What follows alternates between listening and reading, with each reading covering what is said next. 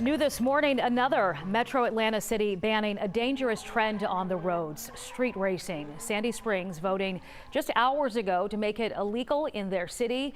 And the ordinance is in effect this morning. Liza Lucas joining us live in the newsroom with a closer look at this new law and the punishments if anyone is caught racing. That's right, Sheba. Yes, Sandy Springs, just the latest metro city to crack down on this dangerous trend. The ordinance making clear that anyone participating or organizing illegal street racing could face a fine up to $1,000, jail time, or a combination of both.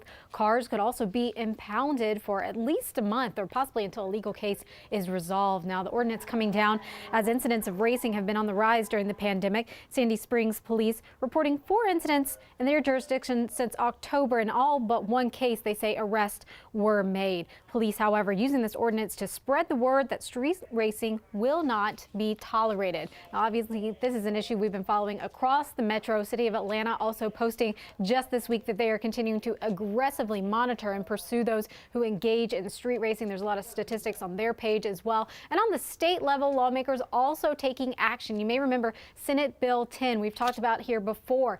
That would make it clear, if this is made law, that laying drag and illegal street racing would be considered high and aggravated misdemeanors. Someone punishable by this could face up to 8 points on their license, as well as up to a $2,500 fine.